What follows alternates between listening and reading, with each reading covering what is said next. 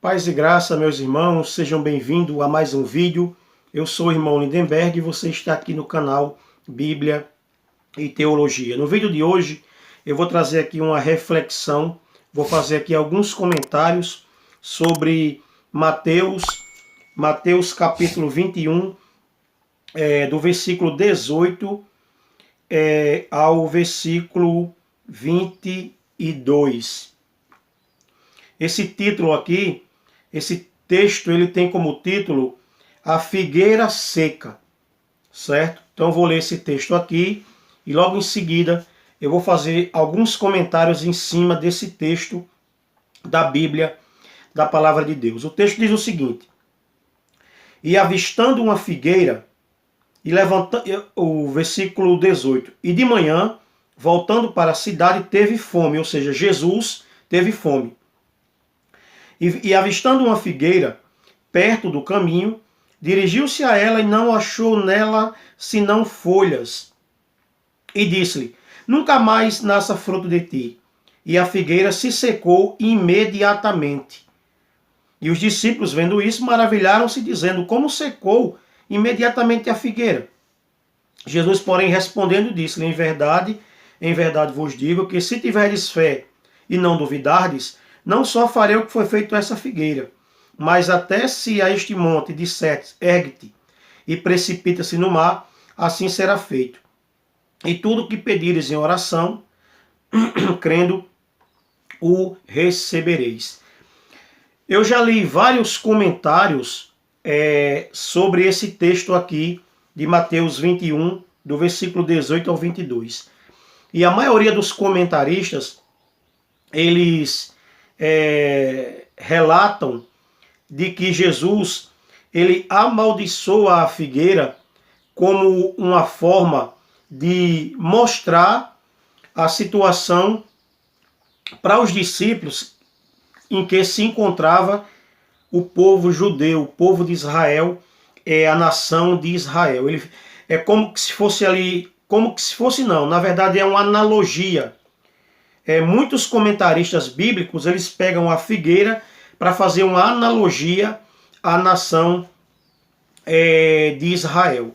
Se nós pegarmos a história de Israel, nós vamos observar que Israel, o povo judeu, sempre foi um povo religioso, sempre foi um povo extremamente envolvido ali com a religião, a começar de Abraão, depois Moisés, depois Jacó, os 12 patriarcas, né? E por fim, o ministério de Jesus ali no ano 30, se não me falha a memória. E tinha a questão do templo, tinha a questão das ofertas, das cerimônias, dos rituais, né? Então Israel sempre esteve envolvido com essa questão religiosa. E tem um texto em Isaías, eu vou deixar o texto aqui em cima do vídeo, que o Senhor fala que ele estava bastante indignado com a situação em que Israel se encontrava. Ele chegou a afirmar que não aguentava mais aquelas festas religiosas, aquelas comemorações à lua nova, aquele monte de sacrifício que Israel fazia. Deus fala que não estava mais suportando, era algo que estava fedendo no nariz dele, né, simbolicamente falando. Porque não era isso na essência que Deus queria do povo de Israel, do seu povo.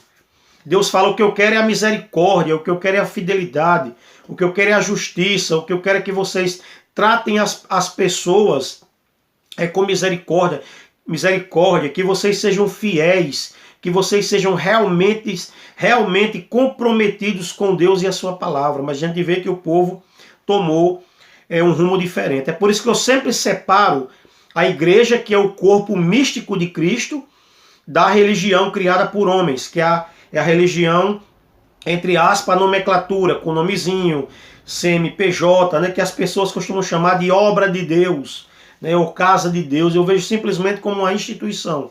A igreja é corpo, é místico e não parede feita de barro, de tijolo e cimento. Como muitas pessoas acreditam que a igreja é aquele local lá para onde ela vai nos dias de culto. Não é verdade? Então, As pessoas ficaram tão apegadas à religião, tão apegadas àqueles rituais, que perderam o amor com o próximo, perderam a consideração, perderam o respeito, faziam o que bem entendiam, né? E depois iam oferecer sacrifícios a Deus na maior cara lavada, e Deus falando que não estava mais suportando aquele comportamento, né?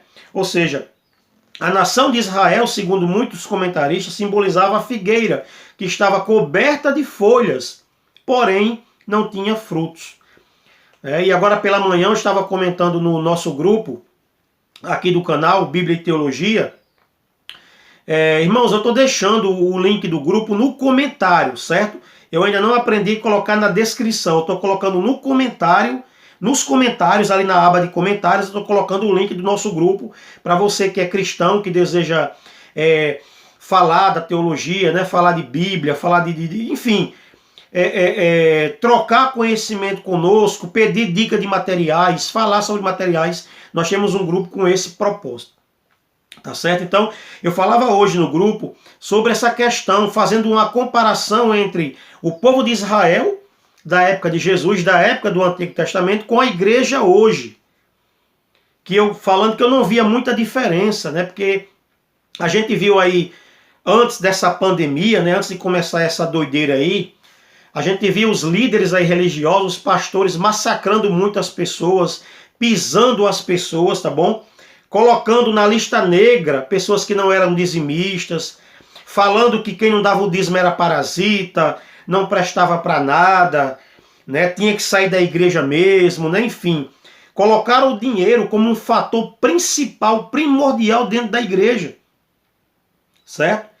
Os líderes estavam comendo o povo literalmente como se come pão, igual diz lá o Salmo de Davi.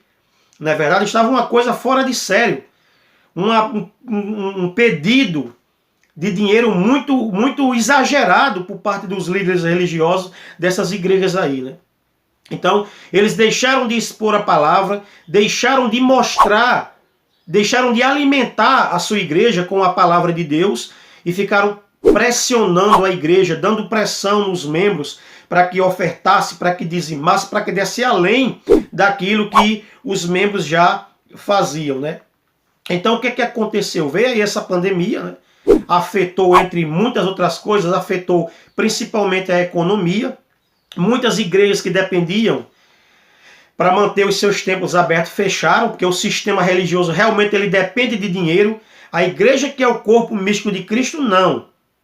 Ela não depende de dinheiro, mas o sistema sim, porque o sistema precisa de pagamento de água, pagamento de luz, pintura, enfim, ajudar outras pessoas, né? Então o sistema em si depende. A igreja que é corpo místico, não. O evangelho não depende de dinheiro, porque os apóstolos, os discípulos, expandiram o evangelho e não ficavam massacrando as pessoas, exigindo das pessoas dinheiro, como a gente se vê hoje, né? Então o que aconteceu? Veio a pandemia e afetou a economia, muitas igrejas fecharam, né?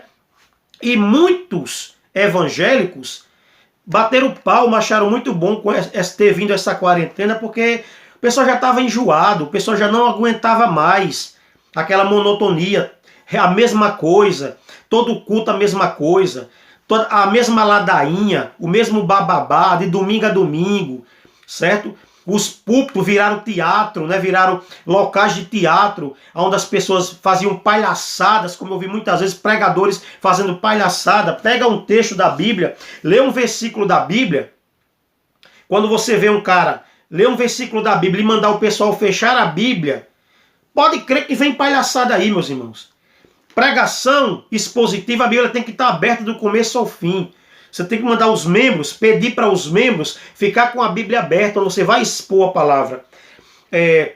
Expor versículo por versículo. Mas não era isso que vinha acontecendo. Era dinheiro, dinheiro, dinheiro, só se falava em dinheiro. Então veio aí a pandemia e desgraçou com essa questão. Infelizmente alguns não aprenderam, né? Ainda continua ainda pessoas pedindo dinheiro, né? Imprensando os membros, mesmo com essa dificuldade que alguns membros estão tendo para colocar até comida dentro de casa. Ainda tem pastores aí exigindo.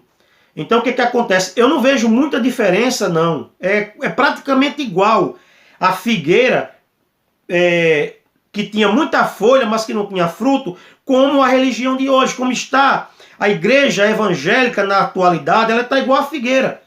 muita folha e pouco fruto. Porque, como eu falei anteriormente, muitos membros acharam bom porque não aguentavam mais.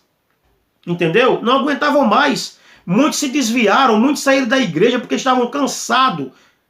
Esse tempo todo, meus amados irmãos, a igreja não alimentou os seus membros como deveria, certo? Não preparou os seus membros para o pior, né?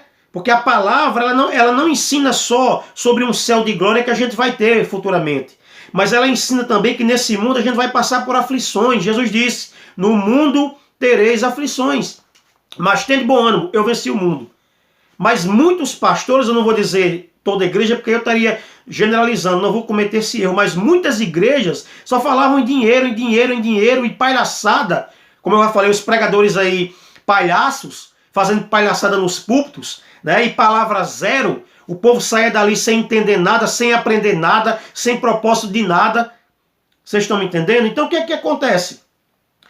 Muitos crentes fracos, a gente está vendo hoje, muito evangélico fraco, muitas pessoas que estão inventando desculpa para não ir mais para a igreja. Vai para o shopping, vai para a rua, vai para o emprego, mas não vai para a igreja. A quarentena é só para igreja.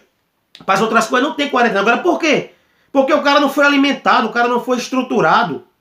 Entendeu? O cara não foi fincado na rocha que é Cristo. Então é claro e evidente que tinha que acontecer isso aí.